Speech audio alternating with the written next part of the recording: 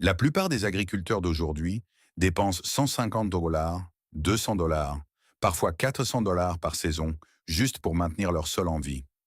Engrais, système d'irrigation, stimulants chimiques, et chaque année, le sol en demande davantage. Mais voici ce que personne ne vous dit. Il existe une méthode agricole, documentée il y a plus de 4000 ans, dont la mise en place coûte 3 $.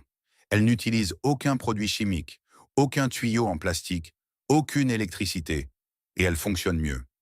Marcus Webb, un agriculteur amateur de 54 ans du centre du Tennessee, l'a essayé sur une parcelle d'un quart d'acre au printemps dernier. Pas d'engrais, pas de système goutte à goutte, juste une technique ancienne reconstruite à partir d'un seul principe biblique. Son rendement en tomates a augmenté de 340% par rapport à la saison précédente.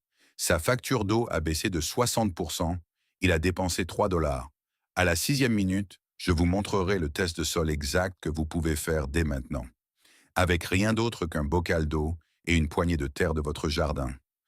À la 12e minute, je vous guiderai à travers l'installation complète, étape par étape, en moins d'une après-midi. Et à la 18e minute, je vous montrerai le système à 3 niveaux que les anciens agriculteurs utilisaient pour cultiver dans des conditions que l'agriculture moderne qualifierait d'impossibles.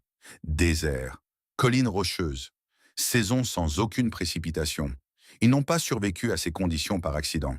Ils avaient compris quelque chose sur le sol, l'eau et les racines que nous avons complètement oubliées.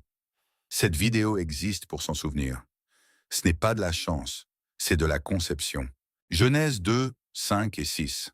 Car l'Éternel Dieu n'avait pas fait pleuvoir sur la terre, mais une vapeur s'élevait de la terre et arrosait toute la surface du sol. Lisez cela à nouveau lentement. Pas de pluie venant d'en haut, de l'humidité s'élevant d'en bas. Ce n'est pas de la poésie, c'est une description de l'irrigation souterraine. Le jardin originel n'était pas arrosé de haut en bas, il était arrosé de bas en haut. L'action capillaire. L'humidité remontant à travers les particules du sol vers les racines des plantes. C'est un mécanisme physique. Il a un nom. Il obéit à des lois mesurables. Dieu n'a pas conçu les plantes pour qu'elles dépendent uniquement des précipitations. Il a conçu le sol pour retenir, déplacer et fournir l'eau par en dessous. Passez maintenant à Deutéronome 11, 11. Mais le pays que vous allez traverser le Jourdain pour en prendre possession est un pays de montagnes et de vallées qui boit la pluie du ciel. Ce verset décrit une terre qui fonctionne différemment de l'Égypte. L'Égypte utilisait l'irrigation de surface, manuelle, exigeante en main-d'œuvre, dépendante du Nil. La terre promise utilisait la biologie du sol alimentée par la pluie, ce qui signifie que la terre elle-même était conçue pour absorber, stocker et libérer l'eau grâce à sa propre structure. Deux systèmes différents, deux résultats différents. Le système de l'Égypte nécessitait une intervention humaine constante. La terre vers laquelle Dieu a dirigé son peuple était conçue pour fonctionner d'elle-même, si le sol était maintenu en vie. Ce mot « bois » n'est pas anodin. En hébreu, « chata ». Il signifie absorber profondément. Pas de flaque, pas de ruissellement. Absorber. Un sol sain bois. Un sol compacté et dépendant des produits chimiques ne le fait pas. Cette distinction est importante car tout dans cette vidéo repose sur elle. La méthode à 3 $ que nous allons vous montrer n'est pas une astuce de jardinage. C'est une reconstruction du système d'humidité originel, celui décrit dans ces deux versets. Distribution souterraine, absorption par le sol, une architecture racinaire qui pousse vers le bas en direction de l'eau et non vers le haut pour la chercher. Lorsque les racines cherchent l'eau vers le bas, la plante devient résistante à la sécheresse, dense en minéraux et structurellement forte. Lorsque les racines cherchent l'eau vers le haut, vers la surface où les arroseurs modernes la déposent, la plante devient fragile, dépendante, superficielle. La Bible a décrit le meilleur système en premier. La science a rattrapé son retard plus tard. En 2012, l'Organisation des Nations Unies pour l'alimentation et l'agriculture a publié une comparaison sur le terrain entre l'irrigation de surface et l'irrigation souterraine dans les régions sujettes à la sécheresse du Moyen-Orient et d'Afrique du Nord. Le résultat était sans appel. L'irrigation souterraine a réduit la consommation d'eau de 50 à 70%. Même culture, même type de sol, même climat, moitié moins d'eau, rendement égal ou supérieur. Ce n'est pas une amélioration marginale. C'est une différence structurelle dans la façon dont l'eau atteint la zone racinaire. Voici le mécanisme. Lorsque l'eau est appliquée à la surface, deux choses se produisent immédiatement. Premièrement, l'évaporation commence. En plein soleil, la couche arable exposée peut perdre jusqu'à 30% de l'eau appliquée au cours de la première heure. Deuxièmement, la gravité attire l'eau directement vers le bas, au-delà de la zone racinaire, avant que les racines ne puissent l'absorber complètement. La plante ne reçoit qu'une fraction de ce que vous avez appliqué. La distribution souterraine élimine ces deux problèmes. L'eau est libérée à la profondeur des racines. Pas d'évaporation, pas de contournement. La racine prend ce dont elle a besoin, quand elle en a besoin. Lucy Davis a mené un essai sur plusieurs saisons concernant l'irrigation goutte à goutte souterraine dans les cultures maraîchères. Le rendement a augmenté de 20 à 47% selon le type de culture. L'utilisation de l'eau a chuté de 44% en moyenne. Ces chiffres se sont maintenus sur 3 saisons consécutives. Maintenant, remontons plus loin. Des archéologues fouillant le désert du Negev dans le sud d'Israël ont trouvé des preuves de systèmes agricoles nabatéens datant de 200 AVBJ-C. Ces colonies existaient dans une région qui reçoit moins de 100 mm de précipitations par an. Pour le contexte, la plupart des régions agricoles nécessitent un minimum de 500 mm. Ils n'auraient pas dû pouvoir y cultiver. Mais ils l'ont fait. Pendant des siècles, les Nabatéens utilisaient un système de canaux de ruissellement, de citernes enterrées et de compression délibérée du sol pour diriger chaque goutte de pluie vers le bas, dans les zones racinaires. Aucune eau n'était autorisée à s'évaporer à la surface. Aucune eau n'était gaspillée. Chaque millimètre était capté et distribué sous terre. Des chercheurs de l'université Ben Gurion du Negev ont reconstruit ces anciennes parcelles agricoles dans les années 1980. En utilisant uniquement les méthodes nabatéennes d'origine, aucun intrant moderne, aucun engrais chimique, ils ont produit des cultures viables de blé, d'orge et de légumes dans des conditions désertiques. Le sol a fait le travail, parce que l'eau a été distribuée de la manière dont le sol a été conçu pour la recevoir.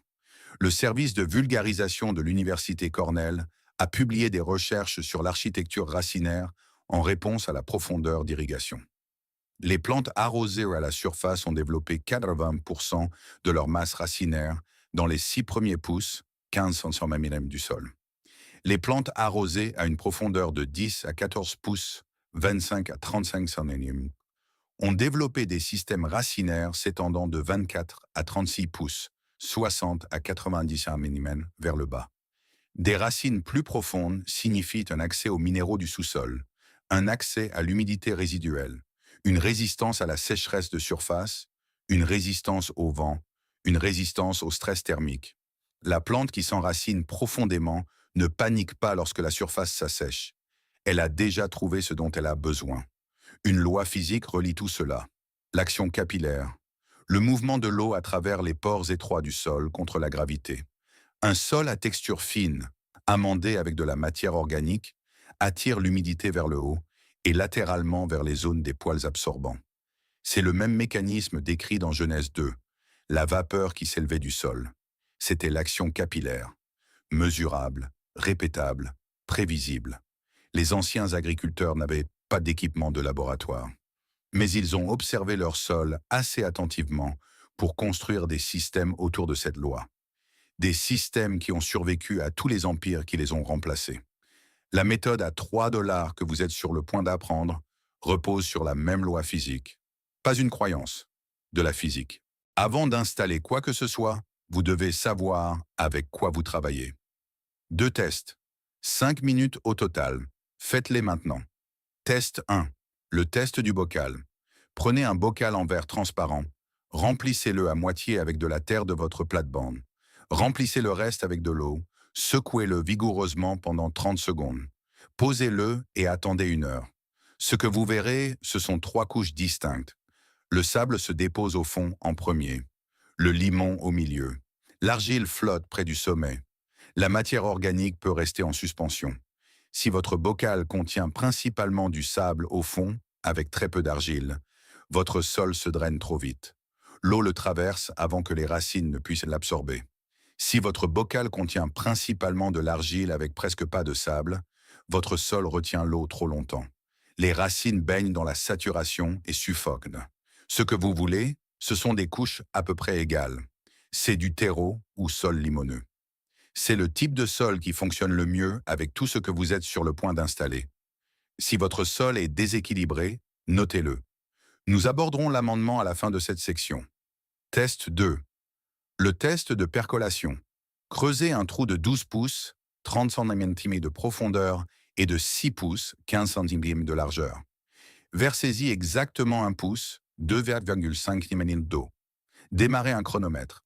Si l'eau est absorbée en moins de 10 minutes, votre drainage est trop rapide. Si cela prend plus de 4 heures, votre drainage est trop lent. La percolation idéale est de 1 pouce absorbé en 30 minutes à 2 heures. Ce chiffre vous indique exactement à quelle profondeur placer votre récipient souterrain et à quelle fréquence il devra être rempli. Notez également ce chiffre. Maintenant, l'installation, c'est la méthode à 3 $. Cela s'appelle une OLA ou OYA. OLLA. C'est un pot en argile non vernissé qui est enterré dans le sol. L'eau s'infiltre lentement à travers les parois poreuses en argile directement dans la zone racinaire. Pas d'évaporation, pas de ruissellement, pas de minuterie, pas d'électricité. Cette méthode a été documentée en Chine, en Perse, en Inde et au Moyen-Orient depuis plus de 4000 ans. Ce n'est pas expérimental. C'est la technologie d'irrigation la plus testée sur le terrain de l'histoire humaine. Voici ce dont vous avez besoin. Un pot en terre cuite non vernissé, un pot de 6 pouces, 15 cm coûte entre 2 $ et 4 $ dans n'importe quelle jardinerie. Une soucoupe plate en terre cuite à utiliser comme couvercle. Une poignée de gravier, c'est tout.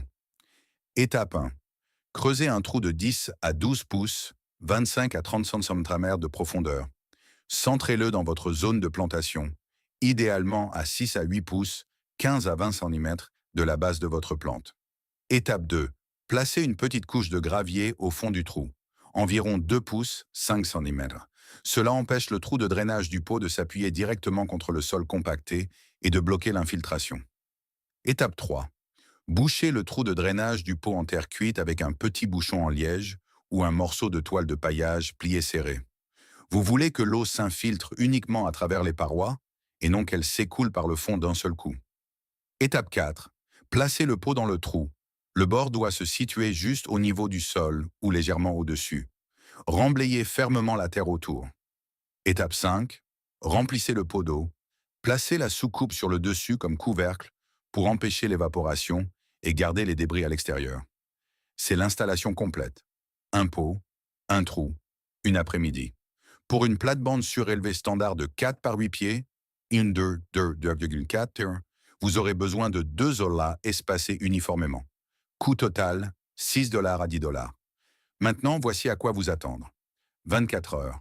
Le sol dans un rayon de 6 à 8 pouces, 15 à 20 cm autour du pot, deviendra visiblement plus sombre. Enfoncez votre doigt de 3 pouces, 7,5 cm dans le sol à côté du pot. Il devrait être uniformément humide. Pas mouillé, humide. 7 jours. Les systèmes racinaires commenceront à se rediriger vers la source d'humidité. Vous ne le verrez pas encore au-dessus du sol. Mais cela se produit. Les racines prennent une décision. Suivre l'eau vers le bas, pas vers le haut. 30 jours. Le comportement de la plante au-dessus du sol changera. Les feuilles seront plus fermes, les tiges plus épaisses. Les symptômes de stress hydrique, le flétrissement dans la chaleur de l'après-midi, se réduiront considérablement ou disparaîtront complètement. Vous remplirez le pot tous les 3 à 7 jours en fonction de votre taux de percolation, du type de sol et de la taille de la plante. Une OLA de 6 pouces contient environ un demi-gallon, près de 2 litres. Ce demi-gallon, distribué lentement à la profondeur des racines, surpasse 3 gallons, 11 litres, appliqués à la surface. Si votre test de sol a révélé une argile lourde, amendez la zone de plantation avec du sable grossier et du compost avant l'installation. Une couche de 2 pouces, 500 cm de chaque, enfouie à 10 pouces, 25 cm de profondeur, ramènera votre taux de percolation dans la plage idéale en une saison. Si votre sol a révélé un sable lourd, ajoutez uniquement du compost. 2 pouces, 5 cm, travaillez en profondeur. Le compost augmente la rétention d'eau sans réduire la vitesse de drainage au point de saturation. Lola fonctionne dans les deux types de sols.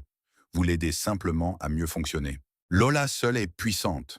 Mais les anciens agriculteurs ne se sont pas arrêtés à une seule couche. Ce que l'archéologie et la recherche sur le terrain confirment toutes deux, c'est un système à 3 niveaux. Chaque niveau traite une partie différente du problème de l'humidité. Ensemble, ils créent un cycle qui se renforce de lui-même et que l'irrigation moderne ne peut reproduire à aucun prix. Niveau 1. Distribution d'eau souterraine, c'est Lola. Déjà installé, déjà en fonctionnement. Le mécanisme est une infiltration lente et sous pression à travers des parois en argile poreuse. L'eau se déplace vers l'extérieur et vers le haut, à travers le sol par action capillaire. Elle n'inonde pas, elle ne se draine pas, elle s'équilibre, ce qui signifie que le sol attire l'humidité exactement au rythme exigé par la zone racinaire. Par temps chaud, lorsque la plante transpire abondamment et que la zone racinaire est sèche, le différentiel de pression augmente et Lola libère l'eau plus rapidement. Dans des conditions fraîches ou humides, la libération ralentit automatiquement. Pas de capteur, pas de minuterie, pas d'intervention humaine. Profondeur, 10 à 12 pouces, 25 à 30 cm. Rayon d'humidité effectif, 6 à 10 pouces, 15 à 25 cm selon la texture du sol. Fréquence de remplissage, tous les 3 à 7 jours. Calendrier, la redirection des racines commence dans les 7 jours. La réorientation complète des racines vers la zone souterraine prend 3 à 4 semaines. Résultat, un système racinaire qui pousse vers le bas dans un sous-sol riche en minéraux plutôt que latéralement à travers la surface sèche. Cette architecture racinaire est la fondation de tout le reste. Niveau 2. Couverture de paillis en surface. Une fois Lola en place, recouvrez toute la surface du sol avec du paillis organique. La paille, les copeaux de bois, les feuilles à déchiqueter ou le compost usagé fonctionnent tous. Appliquez-le sur une épaisseur de 3 à 4 pouces, 7,5 à 10 cm. Gardez-le en retrait de 2 pouces, 5 cm, de la base de chaque tige de plante pour éviter la pourriture.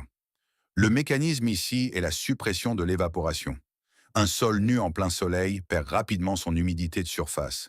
Les recherches du Centre national d'agroforesterie de l'USDA ont mesuré l'évaporation du sol nu jusqu'à 0,3 pouces, 0,65 cm par jour en conditions estivales. Une couche de paillis organique de 3 pouces a réduit cette perte de 60 à 70%. Cette humidité reste dans le sol, disponible, non perdue dans l'atmosphère. Le paillis fait une deuxième chose que la plupart des gens négligent. En se décomposant, il nourrit la surface du sol avec du carbone à libération lente. Ce carbone nourrit la population microbienne vivant dans les 4 premiers pouces, 10 mm du sol, ce qui mène directement au niveau 3. Coût: une botte de paille couvre environ 100 pieds carrés, 9 mm, à une profondeur de 3 pouces. Le coût moyen est de 8 $ à 12 $. Les copeaux de bois provenant d'un site de compostage municipal sont souvent gratuits. Calendrier: la réduction de l'évaporation est immédiate, dans les 24 à 48 heures suivant l'application. L'alimentation en carbone de la biologie du sol commence dans les 2 à 3 semaines à mesure que le paillis commence à se décomposer. Résultat, la surface du sol reste uniformément humide. La température du sol reste de 10 à 15 degrés Fahrenheit, plus fraîche que celle du sol nu. La germination des mauvaises herbes chute jusqu'à 80%, car les graines de mauvaises herbes ont besoin de la lumière et de la chaleur de la surface pour s'activer. Vous ne conservez pas seulement l'eau, vous stabilisez l'ensemble de l'environnement de culture. Niveau 3. Activation de la biologie du sol. C'est le niveau que la plupart des jardiniers modernes sautent complètement. C'est aussi le niveau qui détermine le rendement à long terme plus que tout autre facteur. Un sol sain n'est pas de la saleté, c'est un système vivant. Une cuillère à café de sol biologiquement actif contient plus de micro-organismes qu'il n'y a d'habitants sur Terre. Ces micro-organismes, bactéries, champignons, protozoaires, nématodes, remplissent des fonctions qu'aucun engrais ne peut reproduire. Ils fixent l'azote de l'atmosphère. Ils solubilisent le phosphore bloqué sous forme minérale. Ils produisent des hormones végétales. Ils construisent la structure du sol. Ils suppriment les organismes pathogènes. Mais ils nécessitent une activation. Plus précisément, ils ont besoin de carbone, d'humidité et d'une perturbation minimale. Le niveau 1 fournit l'humidité. Le niveau 2 fournit le carbone et la température stable. Le niveau 3 est ce qui se produit lorsque ces deux conditions sont réunies de manière constante. Pour accélérer le processus, appliquez l'un des deux amendements au moment de la plantation. Option 1, le lombricompost, turricule de verre. Appliqué à 1 tasse par pied carré, environ 10 tasses par molde, travaillez dans les 4 premiers pouces, 10 cm du sol. Le lombricompost contient des populations concentrées de bactéries bénéfiques et des nutriments végétaux disponibles sous une forme que les racines absorbent immédiatement. Coût, environ 10 $ à 15 $ pour un sac de 4 livres, 1,8 kg, couvrant une plate-bande standard de 4 par 4 pieds, 1,2 à 1,2. Option 2, le thé de compost. Faites infuser une tasse de compost mûr dans un gallon, 3,8 litres, d'eau pendant 24 à 48 heures, avec une pompe à air d'aquarium fonctionnant en continu. L'aération multiplie les populations bactériennes aérobies. Versez un quart, environ 1 litre, par plante à la base immédiatement après le repiquage. Coût, presque nul si vous compostez déjà. Calendrier. Une augmentation mesurable de l'activité microbienne se produit dans les 14 à 21 jours. Au jour 30, les réseaux de champignons mycorhiziens commencent à connecter les systèmes racinaires aux dépôts minéraux du sol environnant. À la fin d'une saison complète, la structure même du sol aura changé, plus sombre, plus meuble, avec une activité visible des vers de terre. Résultat, les plantes nourries par une biologie du sol active affichent des indices Brix supérieurs de 20 à 40%. C'est la mesure de la densité en sucre et en minéraux dans les tissus végétaux. Un Brix plus élevé signifie une nourriture plus nutritive. Cela signifie également que les plantes sont naturellement plus résistantes à la pression des ravageurs, car les plantes saines à Brix élevés produisent des composés que les insectes et les agents pathogènes trouvent peu attrayants.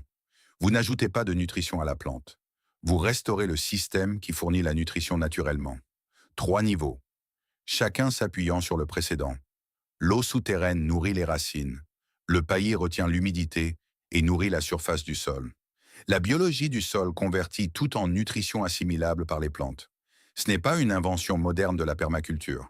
C'est le système originel, reconstruit de zéro.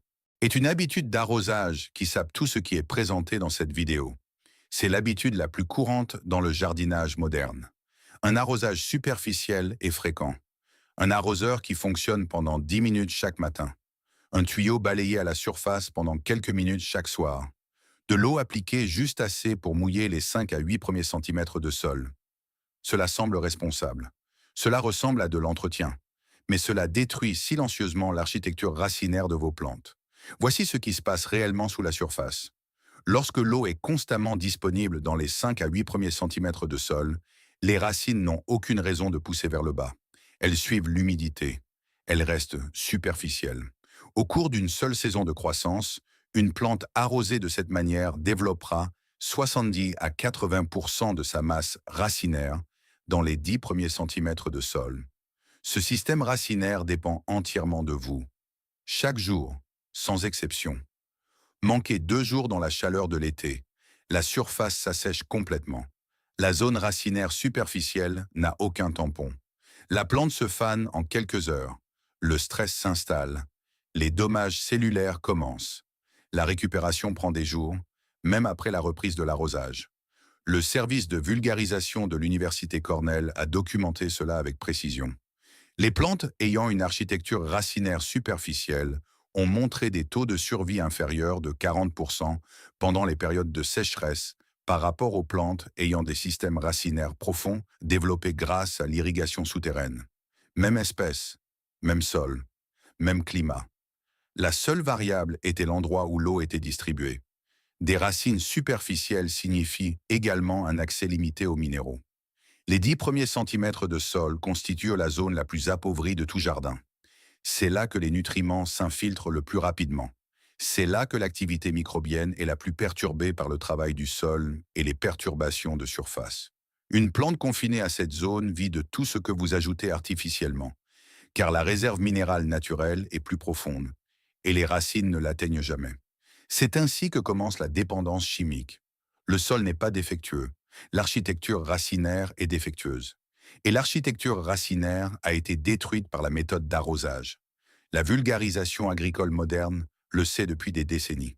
Une étude de 2003 publiée dans la revue Irrigation Science a mesuré la répartition de la profondeur des racines sur 5 cultures légumières courantes sous 3 régimes d'irrigation. Goutte à goutte de surface, arroseur aérien et goutte à goutte souterrain. Le goutte à goutte souterrain a produit des systèmes racinaires en moyenne 2,4 fois plus profonds que l'irrigation par arroseur aérien. Le goutte à goutte de surface se situait entre les deux. Des racines plus profondes, plus de minéraux, moins d'intervention, moins d'intrants chimiques nécessaires. La solution n'est pas compliquée. Arrêtez de récompenser les comportements superficiels. Déplacez l'eau vers le bas. Installez l'eau là, appliquez le paillis, laissez les racines prendre la décision d'aller plus en profondeur, car l'eau dont elles ont besoin est plus profonde. Proverbe 12:11 le dit clairement. Celui qui cultive sa terre sera rassasié de pain. Cultiver la terre, c'est la comprendre. Coopérer avec sa conception. Ne pas la contourner par commodité. Un arroseur fonctionnant sur une minuterie ne cultive pas la terre. Il remplace l'observation. L'agriculteur qui enfouit l'eau à la profondeur des racines et lie le sol avec ses mains 2 fois par semaine en sait plus sur ce dont ses plantes ont besoin que n'importe quel système automatisé. Ses connaissances s'accumulent, saison après saison. Les racines vont plus loin. La biologie du sol se renforce. La plante devient plus autosuffisante. Votre intervention diminue tandis que votre rendement augmente. C'est le contraire de ce que promet l'agriculture moderne dépendante des intrants. Et cela coûte 3 $. Mettons de vrais chiffres sur la table. Un kit d'irrigation goutte à goutte standard pour une plate-bande surélevée de 1,2 par 2,4 mètres, 4 par 8 pieds, coûte entre 45 $ et 120 $ selon la marque. Ajoutez une minuterie, 25 $ à 40 $. Ajoutez un filtre pour éviter le colmatage, 15 $ à 20 $. Coût total d'installation, 85 $ à 180 $. Ce système utilise des tuyaux en plastique. Le plastique se dégrade sous l'exposition aux UV. Les goutteurs se bouchent. Les raccords se fissurent lors des cycles de gel-dégel. Durée de vie fonctionnelle moyenne, 3 à 5 ans avant qu'un entretien ou un remplacement important ne soit nécessaire. Coût de la première année, 85 $ à 180 $. Coût du cycle de remplacement tous les 4 ans, encore 85 $ à 140 $. Sur 20 ans, 425 $ à 900 $ en matériel uniquement, sans compter les factures d'eau, sans compter les engrais nécessaires pour compenser l'architecture racinaire superficielle que produisent les systèmes de surface et de goutte à goutte. Maintenant, le système biblique. 2 zolas en terre cuite non émaillée pour une plate-bande de 1,2 par 2,4 mètres, 6 $ à 10 $. Une botte de paille pour le paillis, 8 $ à 12 $. Un sac de lombricompost, 10 $ à 15 $. Installation totale pour la première saison, 24 $ à 37 $. Les zolas ne se dégradent pas. La terre cuite non émaillée est de l'argile cuite. Elle ne pourrit pas. Elle ne se fissure pas dans des conditions de sol normales. Elle ne se bouge pas. Les archéologues ont fouillé des zolas fonctionnels sur des sites vieux de plus de 2000 ans. Le récipient que vous enterrez cette saison pourrait encore fonctionner dans 20 ans. Coût de la première année, 24 $ à 37 $. Coût de la deuxième année, 0 $ pour le matériel. Renouvellement du paillis uniquement, 8 $ à 12 $. Sur 20 ans, environ 160 $ à 240 $ au total, y compris le paillis annuel. Cela représente une réduction de 60 à 75% du coût du système sur 2 décennies par rapport à l'irrigation goutte à goutte moderne. Maintenant, prenez en compte la consommation d'eau. Un système d'arrosage aérien standard pour un jardin familial utilise 680 à 900 litres, 180 à 240 gallons par semaine au plus fort de l'été. Un système goutte à goutte réduit cela à environ 340 à 450 litres, 90 à 120 gallons par semaine. Un système souterrain à base d'OLAS utilise 55 à 115 litres, 15 à 30 gallons par semaine pour la même taille de plate-bande. Au tarif national moyen de l'eau aux États-Unis de 0,015 $ par gallon, cette différence s'additionne. Système d'arrosage, 140 $ à 185 $ par saison en coup d'eau. Système goutte à goutte, 70 $ à 90 $ par saison. Système DOLA, 11 $ à 23 $ par saison. Sur 10 saisons, le système DOLAS permet d'économiser de 600 $ à 1600 $ en coup d'eau uniquement par rapport aux arroseurs aériens. Et le rendement, c'est là que les chiffres deviennent difficiles à ignorer. L'augmentation de rendement de 340% de Marcus Webb, mentionné dans l'introduction, n'est pas un cas isolé. Des essais sur le terrain utilisant l'irrigation souterraine par pot en argile en Inde, documentés par l'Institut international de gestion de l'eau en 2010, ont montré des augmentations de rendement moyennes de 20 à 50% sur plusieurs cultures légumières par rapport au contrôle d'irrigation de surface. Plus de rendement, moins d'eau, moins d'argent, moins d'entretien, il n'y a aucun système moderne qui rivalise avec ces 4 résultats simultanément. La raison pour laquelle cette méthode a disparu n'est pas parce que quelque chose de mieux l'a remplacée. Elle a disparu parce qu'elle ne peut pas être vendue. Vous ne pouvez pas bâtir une entreprise à revenus récurrents autour d'un pot en terre cuite, enterré dans le sol. Il n'y a pas de filtre à remplacer, pas de goûteur à recommander, aucun amendement de sol exclusif requis chaque saison.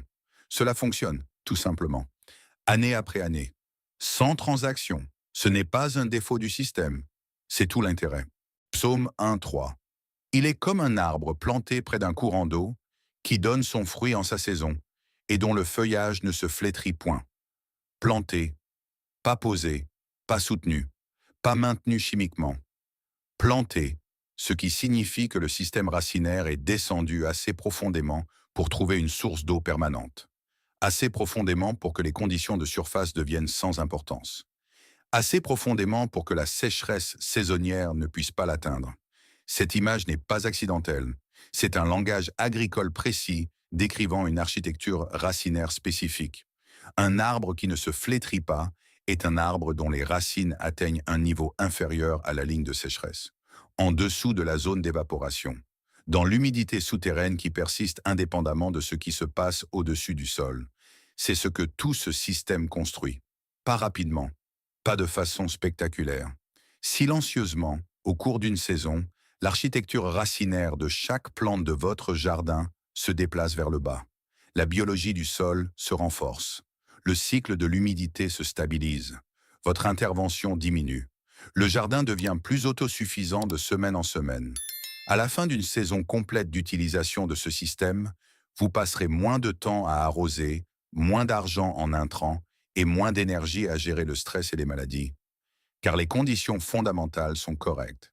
Les anciens agriculteurs qui ont construit ces systèmes n'avaient pas de diplôme universitaire. Ils n'avaient pas de laboratoire d'analyse des sols, ni de revue à comité de lecture. Ils avaient l'observation, ils avaient le temps, et ils avaient un cadre de conception qui leur disait que la Terre était faite pour fonctionner si vous coopérez avec la façon dont elle a été construite. Nous avons passé un siècle à contourner cette conception par la complexité. La complexité ne nous a pas rendus plus productifs. Elle nous a rendus plus dépendants. Un pot en argile à 3 $ enterré à 30 cm dans le sol surpassera 400 $ d'équipement d'irrigation en plastique.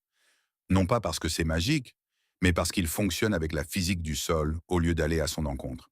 C'est toute la leçon. Si cette vidéo a changé votre façon de penser à votre sol, abonnez-vous.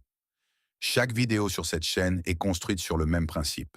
Conception ancienne, résultat mesurable, aucune complexité inutile. Laissez un commentaire ci-dessous et dites-moi une chose. Quel est votre type de sol? Sablonneux, argileux, limoneux, tout ce que vous savez. Cela m'aide à rendre la prochaine vidéo plus utile pour vos conditions spécifiques. Et si vous connaissez quelqu'un qui dépense trop en engrais et n'obtient pas les résultats escomptés, partagez ceci avec lui. Ils n'ont pas besoin d'un nouveau produit. Ils ont besoin d'une méthode plus ancienne.